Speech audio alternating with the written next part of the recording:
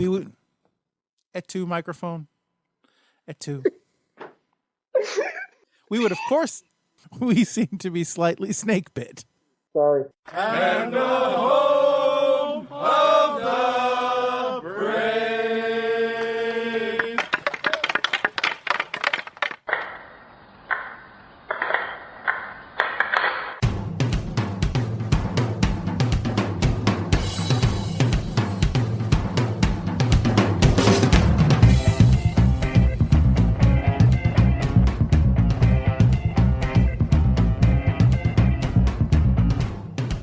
Game on!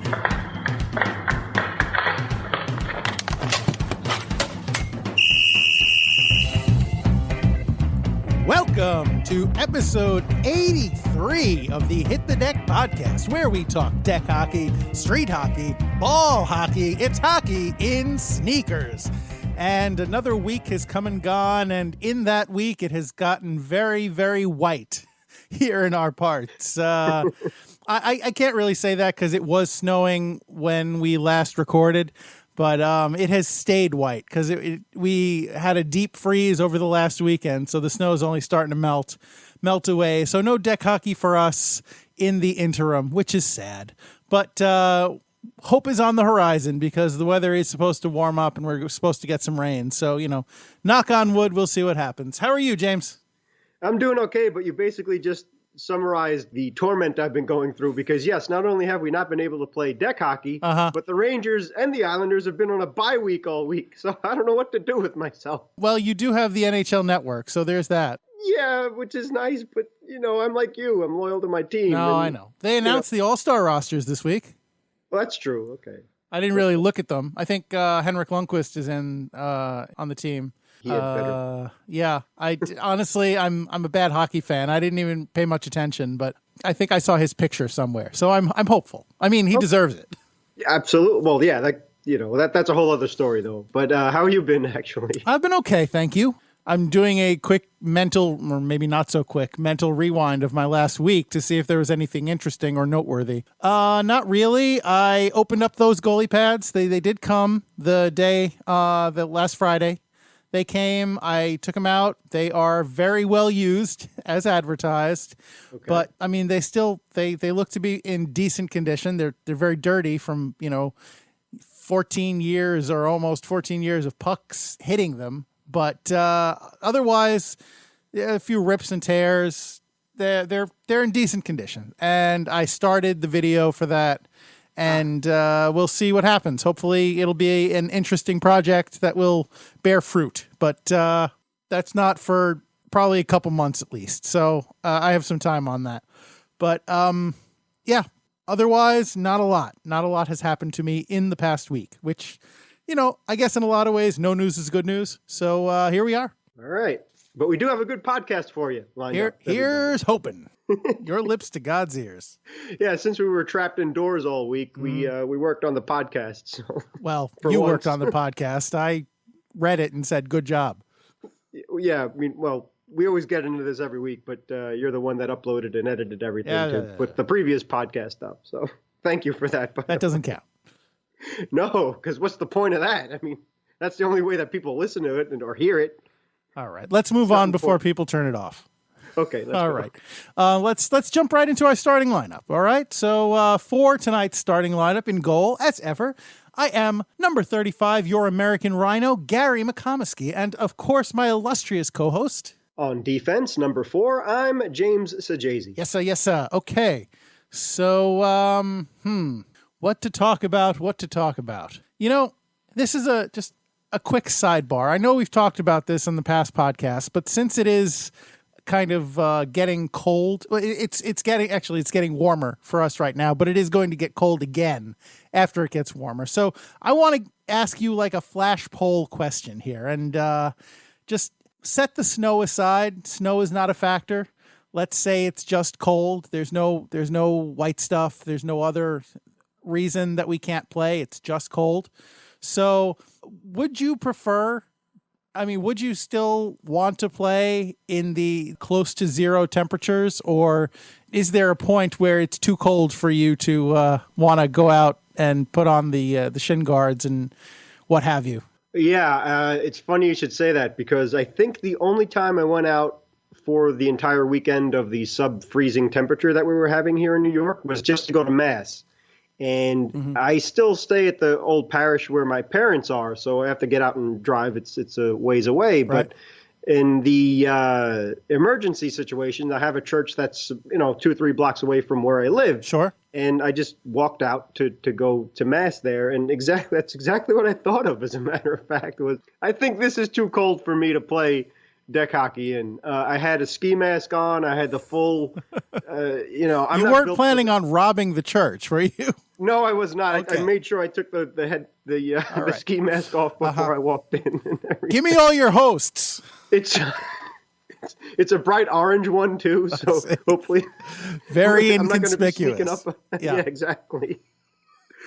A neighbor of mine said I looked like Spider-Man from the original Tobey Maguire movie. Oh, with nice. Yeah, but it was orange. But anyway, yeah. To answer your question, that's my limit. Anything 0 or below, I don't think I can handle it. Did you web swing to church? I wish I could have. It would have been cool too, because I kind of ice skated to church. I though, see. so. All right. Yeah, I don't know if there's a lower limit for me.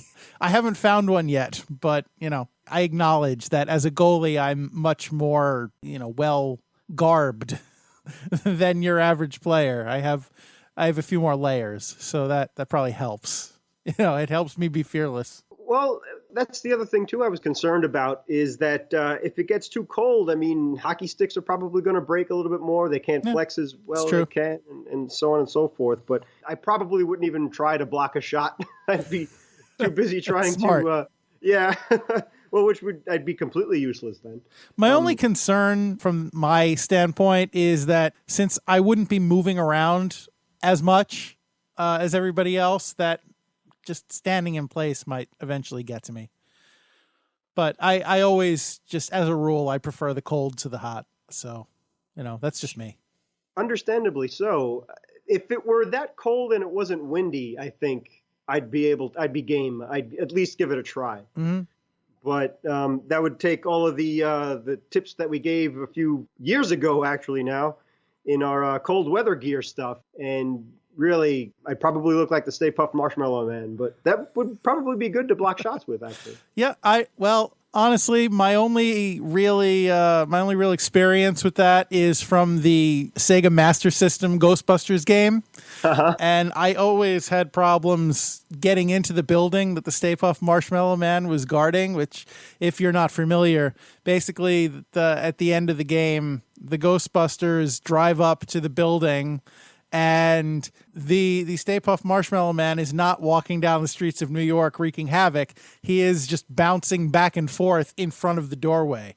And you have to time it so you can slip your Ghostbuster in through the door, amid his bounces. And it's very easy for him to get knocked away. And if your Ghostbuster gets knocked away, that's one less life you have to try to beat Gozer with, or even get to Gozer. It was a very challenging game. I don't think I ever beat it. I don't think I ever got to Gozer. I always died going up the building. It was very frustrating. But anyway, funny enough, I got that game and I played that game for years before I ever even saw the movie. So that was my only experience with Ghostbusters. Well, that and the cartoon. That's really interesting. But I feel your pain. I have the exact same story to tell. And I really missed Winston the most. Yeah, there were only 3. I don't know why. There were only 3 Ghostbusters. I didn't get that at all. Winston's probably my favorite Ghostbuster, too, so I resented that because I love the Ecto-1 and he was the driver. Yeah. But yeah, we definitely needed him to get past the Stay Puft Marshmallow Man. My brother did fight Gozer. I think he may have even beaten the game, but I never got far up the level either if I was lucky enough to get past the Stay Puft Marshmallow Man. So I feel your pain there. Your brother is a better man than I. You and me both. We could probably make this the Ghostbusters cast and just talk about that game, but we should probably try and get into the actual hockey talk that we had planned, for the sake of our listeners. Sounds good. All right. So, and dear listener, if you disagree, if you'd rather we just talk about Ghostbusters and video games, drop us a comment. Let us know, because we want to, we want to satisfy you. So, help us do that. But I'm going to just go ahead and assume that you want to hear about hockey, which is why you tuned into this podcast. So with that in mind, James, would you please be so kind as to tell us what is on deck for this podcast? Yes, sir. Thank you. Signature set. We live in great times, American Rhino. Fine goaltenders like you, Tony Bonner, and if Mike can get back in net, the technology is here for customizing not only your mask, but your gloves and pads too. Now just get sponsored by Bauer, Bryan's, CCM, or Vaughn so you can get your own well-deserved customized gear. Warming up.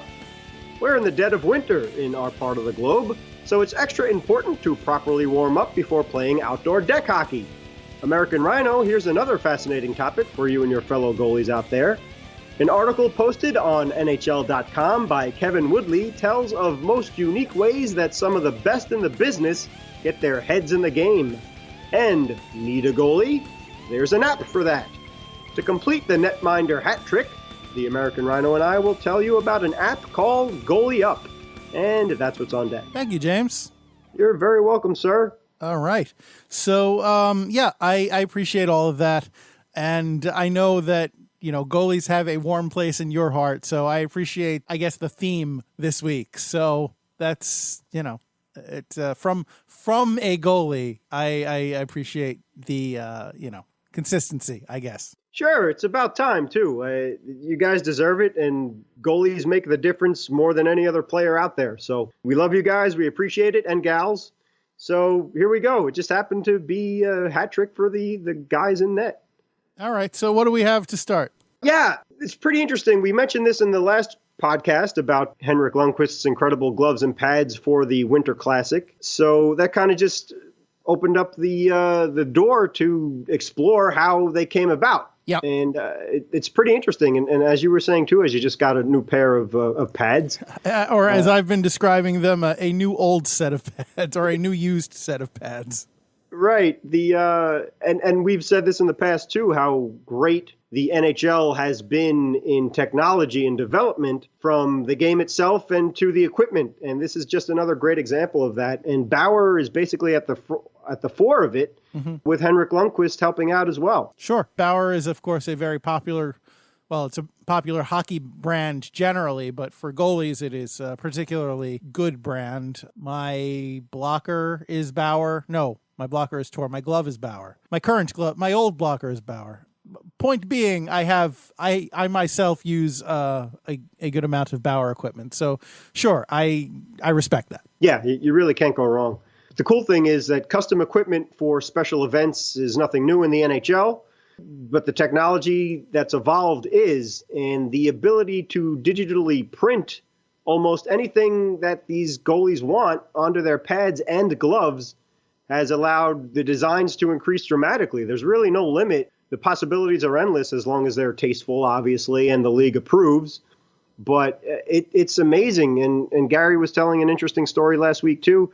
Our last podcast was that Lundqvist came up with a special set of pads and gloves for the Winter Classic. Mm-hmm. And from what I saw in the warm-ups, it looked like he didn't come out with the new pads and stuff. And you were saying that you heard that he didn't break them in properly, but as it turned out, he did have them anyway. So I was very happy to see that. Yeah. Well, give the people what they want, I guess. Exactly. And speaking of Lundqvist, he has been, I think his whole career, he's used Bauer, if I'm not mistaken. I mean, he's been in the league since around 2006. I'm not sure, but I remember seeing him in Bauer, so that makes sense. Right. And so the article that this was also from NHL.com. They quote as saying Lundqvist has been involved with the evolution of the Bauer pads since 2013. So I guess his ideas and things have come to Bauer's attention, and then they've worked on it, and things that I guess he maybe speaks for a lot of other goalies out there. Oh, and my mask is also Bauer. Sorry. Nice. That just occurred to me. Right. Yeah. Right. Really, yeah, you can't go wrong. Bauer, CCM, Bryan's, Vaughn, Sure. they're top quality, great stuff. But so they were working on this technology since at least 2013, and now it's even open to the public. I have no idea what this would cost or whatever the case is, but at least you have the option out there, which is nice. And to quote the article too, the technology grew once a new manufacturing process involving molding multiple layers into the shape of a goalie pad instead of the previous method of wrapping the core of a pad in leather materials was developed. As that happened, Bauer moved away from stitch and sew graphics by adding a digitally printed layer. An improved outer coating in their latest line seals graphics more completely and doesn't distort color like the first model. Yeah, well, so that's the kind of the downside to this whole process. It's cool in that it makes them more durable and more maybe authentic isn't the right word, but they're pads. They are through and through goalie pads. So the design is embedded in the pad itself. It's part of the core pad, which is cool in terms of it probably not wearing off very, very much when it comes up to a lot of wear. But it's unfortunate because this isn't something that you can add to existing pads, like a wrap that you can lay over it. It's something that just like you have to buy the pads with the design on it. So if you have an existing set of pads that you like that are broken in, that are not thousands of dollars, or maybe they are, but you already sunk the cost, it's not something that you can just add to your existing pads. So that's unfortunate. If you're an NHL star like Henrik Lundqvist, I'm sure you don't have to worry about that so much. But if you're, Joe Schmo in the beer league, it's a little bit of a concern. Excellent point. That's very true. There is actually a product out there that is for that very purpose. I don't know how detailed the designs can get. I haven't investigated too heavily in it, but it's something called Pad Wrap. And it's, I think it's like a vinyl product that you customize it with them on their website, and you get the product and you lay it over your pads. You wrap your pads in it. And I think it's probably heat sealed on there somehow. And it's gotten varying reviews in terms of its durability, but it is an option to customize your pads without having to lay out for a whole new set. So that's an option for you goalies if you are looking to go down that road. Pad Wrap. Thanks. I didn't even know about that. It's interesting, too, as we've talked about in past Hit the Decks as well, and Gary found this site. I think you at least found the site, if not with Brad, but the Sublimation Kings for the jerseys. Yeah, I think I stumbled on that. Yeah, which is amazing. So it's kind of like the same thing for the goalie pads, but excellent point that you have to buy the pads and make them right off the bat. Right. And it's that's what was so impressive for Lundqvist's latest pads was that they, like Gary described in the last Hit the Deck, that it was merged the Mets logo with the Rangers special logo for that day at the Winter Classic. So that was really awesome and pretty cool. But yeah, I credit the league also in letting the goalies let their personalities out and giving them the option for doing this, because I was always curious about that in years past, that like from Richter's pads and Van Beesbrook and all other, sorry to just stick with the Rangers guys, but I was always curious if there was sort of a limitation to the amount of color you can have on your pads, so that you don't, like for example, for pitchers, as a baseball pitcher, you're not allowed to have a glove that matches your jersey. So if you're wearing a blue jersey, you shouldn't have a blue glove. So I was curious if I didn't realize that was a rule.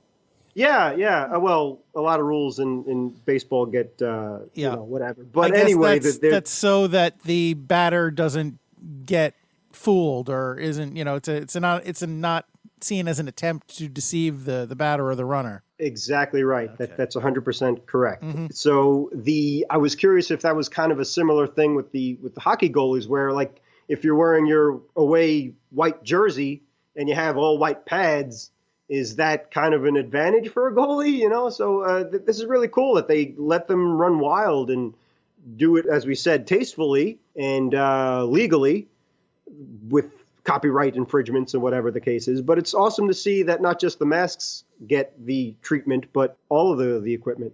Honestly, just going with the baseball comparison, I would think that it would be less of a, so the pitcher is throwing the ball at the batter, right? So the batter doesn't know when the pitch is necessarily coming, which is why the glove has to be distinct so the batter can see the windup, I guess, more clearly, and maybe even see the ball come out of the glove. With hockey, in this scenario, the puck is coming from the shooter to the goalie. So the goalie would be, I guess, the one who would have to worry about knowing where the release point was.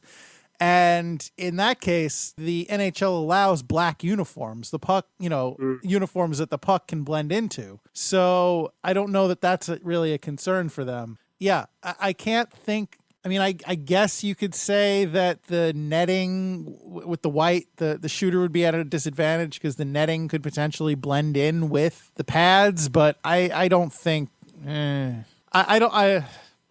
don't think that's a concern. Plus, you have to consider that the league has been allowing goalies to customize their masks for years. The masks. Goalies can put pretty much anything on their masks, so we've seen. Talking about Ranger goalies, Steven Valiquette had Spider-Man on his mask. So, calling back to your... maybe he was also going to Mass in the freezing cold. But, so he... we've seen the creativity of Henrik Lundqvist's masks. I believe is that Dave Art? Is that who makes his masks? Jeez, I can't remember. Yeah, I forgot. They did a whole series on that too on MSG Network, where he's a dude from Sweden, obviously from Lundqvist's hometown, and he sends his masks overseas. And that gentleman does an excellent job. The series that they did was for specific guests would come on, and they'd help design a mask for Lundqvist, which he used in game.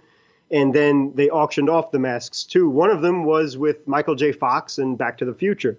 I do remember that. That was pretty cool. Very, absolutely. John McEnroe was another one, that looked awesome. And Jeff Gordon from NASCAR are the three that I could remember offhand. I think there was a DJ too, but I don't know that whoever he is. But yes, Dave Gunnarsson of Dave Art. That is, in fact, who designs Henrik's masks. So Henrik, like we're boys. Yeah, he designs Hanky's masks. It's... In a way, though, as we said, it's a fraternity and sorority that you guys are and gals are the core of a hockey team, and so that's fine with me. I'm sure he wouldn't mind. He offered to do one for me, but the turnaround time was I didn't have it, so no. Obviously, he has never offered to do my mask for me. I'm sure he has quite a lucrative business with his NHL clients. So, good for him. He does very good work. But yeah, so my point is that, yes, the NHL has been allowing goalies to show their personality with the masks for years. And this just seems like a natural extension of that to me. Exactly. And well done, too. Yeah, no, good. I'm glad. I agree with you. I'm glad they are allowing this stuff. But I'm sure as long as it doesn't get out of hand and doesn't get too distracting. Yeah. And, as you said, in good taste. So I think, unless you get something really crazy where they're going to need to crack down, as long as there's no corporate logo or anything on there, I don't see it being a problem. Or actually, I said no corporate logo. I should specify no non-hockey corporate logo, because they're fine with, Bauer and CCM and iTech or whatever being all over this equipment. Yeah, well, I don't have a problem with that exactly, because it's kind of like you're watching the sport anyway. So let's say, like you were saying too, that you have Bauer and Tor gear, and I've said a million times how much I love Titan brand hockey sticks and things of that nature. So that's cool. I don't have a problem with that, because I think if as a fan or a player coming up, you maybe want to emulate your heroes, and hey boy, if my favorite player is using this brand hockey stick and brand skate, maybe I should too. So that's cool, but I agree with you 100%. Exactly. Just as long as they don't put like a stupid McDonald's M on there. I was going to say, as long as they don't have the golden arches on there. Exactly. Or like, the Toyota logo. Yeah. Yeah, I'm sure they'll be fine. But yeah, as it is right now, that's one of the cool things about the NHL too, is that they know what they're doing in that aspect, especially bursting onto the scene in Vegas, which is amazing, and the great team that they put together. How about Vegas, huh? Unbelievable. So that's awesome. Just to have a personality out there, have something else that's catching your eye, especially in this day and age where things are on YouTube and Instagram, and they could just they trend so quickly. I feel awesome. sorry. You're absolutely right. I felt like a hack MC saying that, hey, how about Vegas, huh? Let's give it up for Vegas. Yeah, all right, Vegas. Like there's nothing substantive that I was contributing to the conversation there. How about Vegas? Vegas is doing very well. How about that? Vegas is having a great, unexpectedly good season. So, good for them. You're too professional for your own good. Now I'm getting combative with you good for you, Vegas. Good job. Way to exceed everyone's expectations. You must be so proud of your expansion franchise. Oh boy, look at you with your 21 consecutive sellouts in your inaugural season. Oh wow, Vegas has really embraced hockey. I don't what is wrong with me? Honestly, actually, I do have one bone to pick with Vegas. Uh-oh. And that is the fact that they have made Marc-Andre Fleury out to be a legitimate goaltender. Yeah, wow. You ain't kidding. That I cannot forgive. And they've gone through a few goaltenders too, including PK Subban's younger brother. I believe it's his younger brother. Yeah, I saw that. That was funny. Yeah, and I think at one point, because each of them went down with injuries and significant injuries too, but Fleury has been amazing this year. And I don't know who this guy is. That can't be the same guy from Pittsburgh. Yeah. I don't know.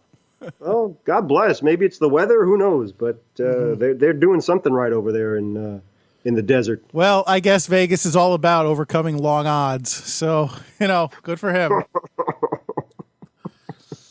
That's the dream the whole city's built on, right? Well done, sir. Also, if he ever gets traded or leaves via free agency, he's not going to be the same goaltender, because what happens in Vegas stays in Vegas. Oh, jeez. See, are there any more cliches that I can come up with? I'll think about it. Okay. In the meantime, speaking of warming up and getting ready for something, there was another interesting article on NHL.com about how goalies prepare for games. And not only is it just a pregame routine or a day-long routine before, if it's an afternoon game or a night game, they have to stretch and get ready and all that stuff, but it's a mental process as well. And nobody knows that better than you, American Rhino. Mm-hmm. They focused on the Calgary Flames backup goaltender, David Riddick, and how he likes to have his quote-unquote head in the game as early as possible. So this is pretty interesting, actually. Back in HTD 13, we talked about superstitions and things of that nature, and this is taking it to a whole other level, where Mr. Riddick, and he's just the backup for now, but if he becomes a starter, God bless him if he has to go through this every time he starts a game, that he has to have somebody literally hit him in the mask with a puck twice. Because the first time that happened, there was a morning when he had a start, and somebody accidentally shot a puck at Riddick's mask. And then the next start, he had to do the same thing because he had such a good game. So the tradition began. Yeah. I say this. I've always held, I don't mind getting hit in the mask because I think it's part of the game. But I'm getting hit with, a ball. I'm not getting hit with a puck. So it's a little bit of a different thing. I know pucks are a lot more dangerous, especially at velocity. And, getting hit in the mask with one of them is a lot bigger risk than getting hit in the mask with a ball. But, I still like, if somebody, this has happened to me, if in warm-ups somebody's taking a shot and they accidentally ring one hard off the mask, it's like, oh, I'm so sorry. Are you okay? It's like, yeah, I'm fine. That's what the mask is for. Keep shooting. Like, I get it.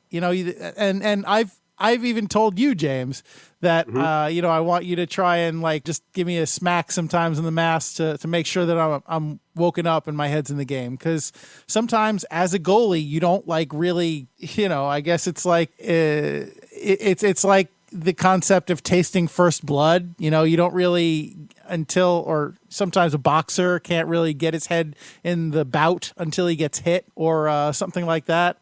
Sometimes you just need that kind of jolt into the mindset of, okay, here we go, in order to really get yourself going. It's, and credit to those who don't, but sometimes you do need that, or sometimes some of us do need that. Well, yeah, spoken like a true goalie. That's an excellent point, and I think you used the perfect word, jolt. Is that a way to get your adrenaline going a little bit too? Because I'm sure if you get knocked in the head, it's a real jarring experience, especially with the mask. I guess it can be. For me, I've always considered it just kind of a clear your head wake up, but maybe there is an aspect of adrenaline in there as well. I hadn't really considered it from that angle. Okay. But this article goes through a bunch of other goalies and some of their weird habits and things like that. For example, Carey Price, because he's such like you, he gets angry no matter what. If the puck goes into the net, it makes him very angry. Well, it's a little bit of an insult. Like, if the puck is in your net, that's your net. And just sitting in there is a constant reminder that you failed to do your job. So, most goalies want to get that puck out of their net as soon as possible because it's an affront.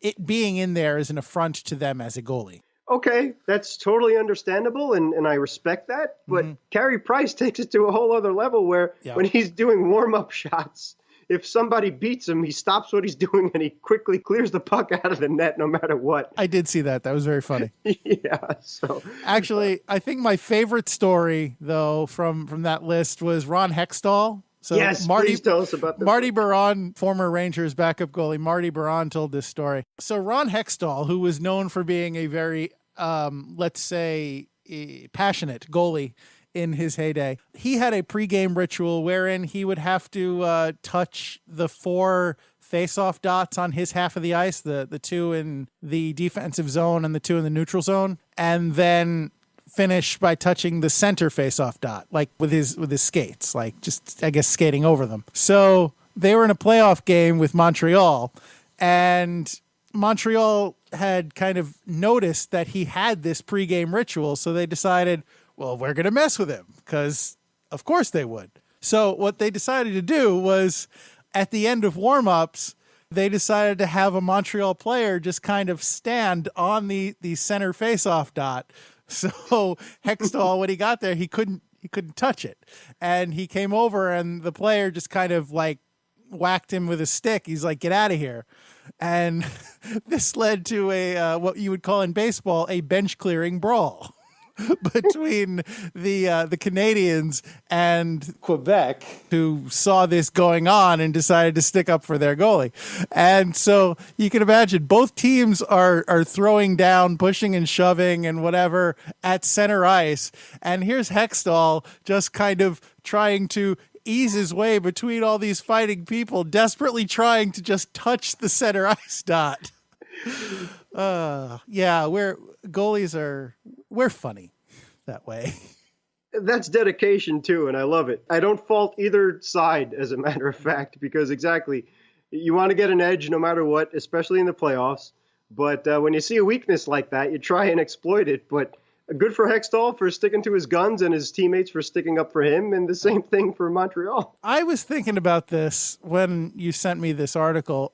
I can't really think of any pregame rituals that I have per se. I do listen to my music before the game, and I try to listen to certain songs when I'm warming up just to kind of, get myself in the right mindset. But I have played games where I haven't done it, or I've listened to different music beforehand, depending on the situation. So I can't say that it's a rigid ritual. I mean, the listening to music, I guess, just generally you could say is kind of a ritual, but I don't have anything crazy, like, anything really weird that I can think of.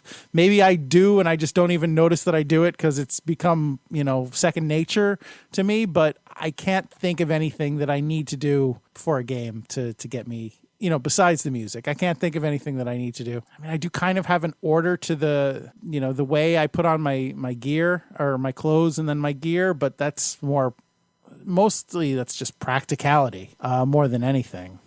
Yeah, I don't know. Have you observed me doing anything odd, James? No, honestly, as a matter of fact, I thought you could always use, just for your own sake, more stretching and warming up before the game. But you're so anxious to get the games going that you just kind of put yourself in the back seat. And I don't think you give yourself enough time to properly warm up as it is. But no, I've never noticed anything crazy for any of our goalies, for that matter. I don't think Craig does anything really weird, or Mike did anything weird as well. But you just got to do what you got to do to get ready for the game. and whatever works. I do kind of bang my stick before we start, but that's just, I don't know. That's more of an impatient, although I do kind of I always do it. So maybe you call that a ritual, but yeah, nothing crazy. Maybe I'll have to find something. Yeah, maybe for our next Halloween episode or something, we'll come up with something quirky for the American Rhino. Like Brett will have to jump in my arms or something every game. I don't know. Yeah, or maybe you'll pretend to be an actual rhino and use your goalie stick to gore people. I don't know. Yeah, I think we would lose teammates pretty quickly if that was the case. So yeah, maybe, make sure it's the opposition. Yeah. I'll get out of your way real quick. All right. Yeah, I don't know. All right. But speaking of our games, James, and those of others, why don't you bring us through our last topic? Yeah, this is really cool. And it's only in Canada for now. Oh, Canada. But yeah, it was started by a gentleman by the name of Mark Manning. And it began through texting. So this gentleman is a goalie, which is not surprising. And again, it was just out of necessity. It started in Montreal, where he lives, I suppose, around 7 years ago. And then it exploded all across Canada. And it doesn't matter the size of the town or city you live in. It could be a population of 3 people or a population of 3 million people. Mm-hmm. All of Canada just jumped right on board for this service. And it's an app that you could get on your phone. As of right now, it's just in Canada, but the U.S., Sweden, and Finland, at least, are all interested in getting on board. And I'm telling you right now, if it does come to the States, you are not stealing my goalie. Nobody wants your goalie, James. Not true. But I don't want to keep you from getting a few extra bucks in your pocket, which probably the coolest thing about this is that since Mark Manning is a goalie himself, he made sure that if you do pick up a goalie from wherever and he shows up to play, he will be compensated for it. So I think that's a really cool thing. I don't know that you adequately explained what this app does. Yeah, I want to leave that to you because you're the goalie and you know what you're talking about. So. Oh, okay. Well, if you don't mind. No, that's fine. So what this app actually does is it's basically, I guess, rent a goalie. Like you know, if you have a game and you don't have a goalie, and you need a goalie, you just go onto the app, and I imagine you just see who's free in your area and reserve your goalie for the game. And, you know, bingo, bango, boom, the goalie shows up, and there you are. And the thing I love about it, too, is how specific it is. So first of all, it's a free app. And again, this is just in Canada. But the fee is $25 for the goalie himself or herself and a $15 booking fee. So all told, it's $40. But if you need a goalie, that is a steal and a bargain, if you ask me, which the American Rhino and the guys in the LIQ do it out of the kindness of their hearts, and we don't pay them anything. And which really, one of the many reasons why I appreciate these guys and gals so much is that equipment is so expensive. And especially if you're playing deck hockey, you go through it pretty often and you have to reimburse it and take care of it. And they never ask for anything. So we appreciate that. And that's really well done by Mark Manning to at least maybe pay for gas or whatever for getting over to play. But yeah, it's a minor fee and it's very specific. It could be for deck hockey as a goalie. You register if you're a deck hockey goalie or ice hockey or roller hockey, of course. It's all covered. There are different levels, like if you're a junior player, if you're, semi-pro or something like that, everything in between. And it even goes into if you're used to playing regulation 6-on-6 or the minimum of 3-on-3. So I get it, but that seems crazy to me. No, I won't play 3-on-3. I get differentiating the different, types of hockey because, like me, maybe you don't have experience playing on ice or roller. I mean, I have ice skates and roller skates, but blades, whatever. It doesn't mean that I'm good on them. So I wouldn't put myself out there in the event that that I was for some reason participating in this program. I wouldn't put myself out there for those because I would be doing a disservice to my teammates. But I don't the 6-on-6 to 3-on-3, whatever, the number of players kind of category, it seems odd to me. I maybe it's just my mindset, but if you're a goalie, you're there to stop the puck. To me, it doesn't matter how many people are in front of me. I don't get it. Well, I think the only reason why that they went the extra effort of putting that in is, as we've talked about in the past, is that there are different, for example, for different deck hockey leagues or roller hockey leagues, some of them are, 3-on-3 strictly. And where we play in our league, it's more of a pickup league, so it's a bit looser where it could be 3-on-3, it could be 4-on-4. So I think that's pretty cool that at least they have specific what you're getting into. And maybe that is an indication of the rules that you're going to play by as well. Yeah, maybe. I mean, 3-on-3 is generally faster. But still, it's that's fine. That's fine. Well, I admire your mentality where exactly that's your net and no one's going to beat you and that's that. But I think it would be good to know at least that if you have a couple of defensemen in front of you to help you out a little bit or whatever the case is, but that's cool, man. But that's not a deal breaker for me. Like I get it, but for me that would be information that I would be content learning when I got there. Like, as long as they're not blindfolding me and just ripping it off at the whistle, that's fine. Even then, I could work with it. Fair enough. But, okay, turn left. No, too far. Straight. Go ahead. Oh, and there's the net. Oh man, yeah. But the app is, if you want to find out about it, and if you're up in Canada, I'm curious to know the next time we talk to Tony Bonner if he's a member of Goalie Up. Goalie Up. You got Goalie Up. Throw down. Goalie Up. I don't know what's wrong with me. Maybe you should reach out to them if they need a tagline or something. Yeah. That's great. The website, if you're interested, is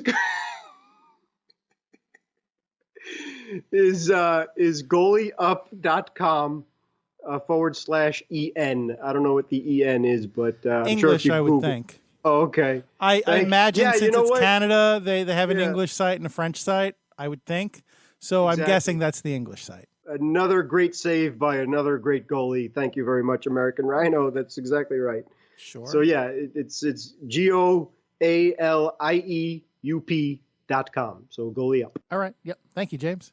And it's made the news and it's getting a lot of traction and things like that. So I think that Mr. Manning, I hope, will profit from it and other goalies as well. And if they expand to the United States and in Europe, it just seems like win. And maybe if you book enough of these Goalie Up gigs, you'll be able to afford one of those custom-made goalie pads that we talked about in the first segment. Well done, sir. I think you'd have to play in a lot of games to be able to afford one of those.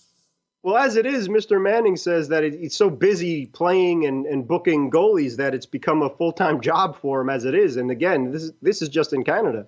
Well, I mean, the playing, great. But if there's a $15 booking fee for every single one of these transactions, I assume that's going to him. So, yeah, I imagine it could be a full-time job for him. But most your average run-of-the-mill goalie probably isn't going to be doing this for a living. But, good for you, Mr. Manning, and good for hockey, really. Last minute remaining in the podcast. Thank you, Pops. So another episode of Hit the Deck has run its course, and here we are at the finale. I don't know why I'm making this so majestic and dramatic. And it's just another episode of Hit the Deck. We hope you enjoyed this episode of Hit the Deck. We would, of course, like to thank our contributors to the podcast. Pops, of course, for being the voice of the podcast. Anthony Sajazi for music. The LIQ for sound effects. And you are the most important and most valuable contributor to this podcast because you are the listener. You are the one who downloads it and listens to it and enjoys it, knock on wood. So we would like to encourage you, if you enjoy it, to subscribe to it. Subscribe to this podcast on Apple Podcasts or Stitcher or the Podbean app or really most anywhere that you get your podcasts. And if we're not on one of those platforms, please let us know and we will do our level best to get on that platform. One platform that we are on is YouTube. The YouTubes. We are on the YouTubes. We have our very own YouTube channel, Hit the Deck Podcast, and on there we offer every episode of this podcast, as well as some exclusive other video content, which you may enjoy. Look out for the stick feature that we mentioned. Actually, I don't think I mentioned it was about a stick, but the skater feature, okay, the cat's out of the bag. It's about a stick. Stick feature that is not goalie specific, which hopefully will be coming up very soon on that YouTube channel. If you want to know when it's coming, subscribe so you can be notified when it's right there for your eyes, baby. So, yeah. Please feel free to do that. Also, please feel free to contact us. Let us know what you want to hear and what you want to see. Talk to us, open a dialogue. Please email us at hitthedeck@gmail.com. Tweet at us on the Twitters, as Chris Jericho likes to say, at hitthedeckpod. It's very important that you do not try and contact us at hitthedeck. That's some guy named Declan, who is a crass British import. And he hasn't tweeted since 2015, and he doesn't seem like a very pleasant fellow. So don't try to contact him. Try to contact us at Hit the Deck Pod. We can also be contacted on our Facebook page and Instagram at Hit the Deck. And, I don't know, smoke signals, the homing pigeon, sign language, I guess, if you can get within sight of us. My wife knows sign language, so maybe I can use her as a translator. Really, just any way you want. Any way you want it, that's the way you need it. Any way you want it. Okay. All right, enough of that. I've embarrassed myself quite enough for one podcast. James, is there anything that you'd like to add? No, I'm good. Thank you. Okay. Well, in that case, whether you are a goalie or not a goalie, I'm doing great with this one. Whether you are guarding the crease in some brand shiny new pads, or whether you are getting in the right frame of mind to do just that, whether you have been booked for a gig, or whether you're just going out with your regular team, I would urge you to remember, even if you're not a goalie, even if you're just one of those skater guys or girls, I would urge you to remember it's deck hockey. Don't be that guy. Thanks, everybody. I don't know how to fix this. Yeah, I felt like I was on the Titanic or something.